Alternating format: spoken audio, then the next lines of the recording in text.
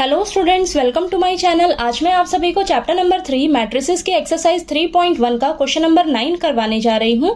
हमें दिया है which of the given values of x and y make the following pair of matrices equal.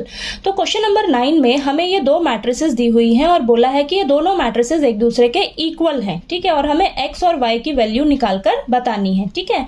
और हमें ये चार ऑप्शंस दिए हुए हैं, इन चारों ऑप्शन में से कोई एक ऑप्शन आपका करेक्ट होगा, ठीक। तो चलिए स्टार्ट करते हैं। सॉल्यूशन में सबसे पहले हम ये जो मैट्रिसेस दी हुई हैं क्वेश्चन में उसे हम इक्वल रख लेते हैं एक दूसरे के, ठीक है। तो हमें दिया हुआ है 3x + 7 और यहाँ पर 5 दिया है और ये y + 1 और ये 2 - 3x, ठीक है। और ये इक्वल दी हुई है किसके, इस मैट्रिक्स के। क्या है हमारे पास 0, 8 और ये y - 2 और ये 4, ठीक है। अब ये दोनों मैट्रिसेस एक दूसरे के इक्वल दी हैं, तो हम क्या करेंगे, इनके करस्पॉन्डिंग एलिमेंट्स को कंपेयर करके x और y की वैल्यू जो है निकालेंगे, ठीक है।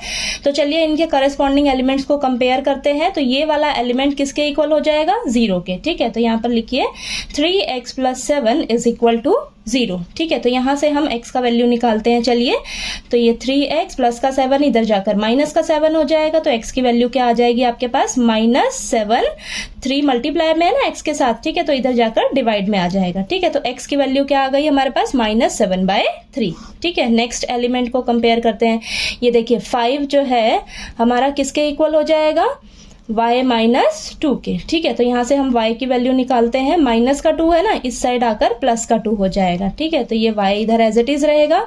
तो यहाँ पर 5 + 2 7 आ जाएगा, ठीक है। तो y की वैल्यू हमारे पास कितनी आ गई निकल कर, 7, ठीक है। अब नेक्स्ट इन्हें कंपेयर करते हैं।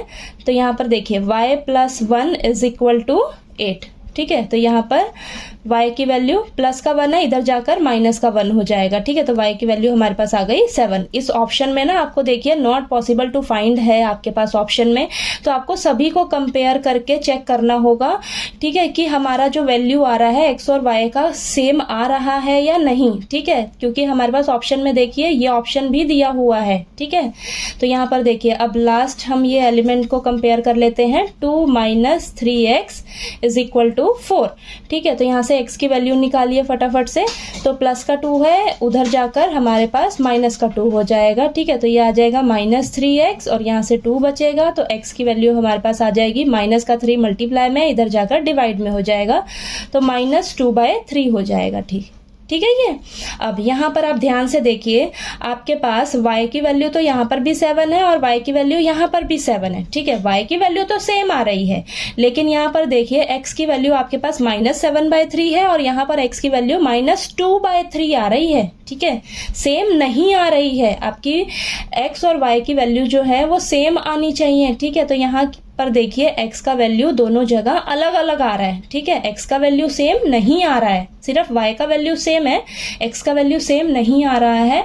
तो हमारे पास जो ऑप्शन बी है ना, ये ऑप्शन आपका करेक्ट ऑप्शन हो जाएगा, ठीक है।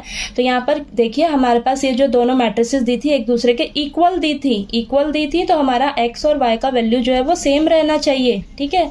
तो यहाँ पर जब हमने फाइंड आउट किया तो x का वैल्यू सेम नहीं आ रहा है, अलग अलग आ रहा है दोनों जगह, ठीक है। y का वैल्यू सिर्फ सेम आ रहा है, ठीक है। तो इसलिए हमारा ऑप्शन बी जो है वो करेक्ट ऑप्शन हो जाएगा, ठीक है। तो यहाँ पर लिखिए option B, not possible to find is correct, ठीक है। ये ऑप्शन हमारा करेक्ट ऑप्शन हो जाएगा, ठीक है। क्योंकि ऐसा नहीं होना चाहिए, आपकी मैट्रिसेस इक्वल है ना, तो हमारे जो यहाँ पर x और y का वैल्यू निकल कर आया है वो सेम आना चाहिए, ठीक है। तो आपको ये क्वेश्चन नंबर 9 जो है वो अच्छे से समझ आ गया होगा। नेक्स्ट क्वेश्चन नंबर 10 के लिए हम नेक्स्ट वीडियो में मिलते हैं, ठीक है।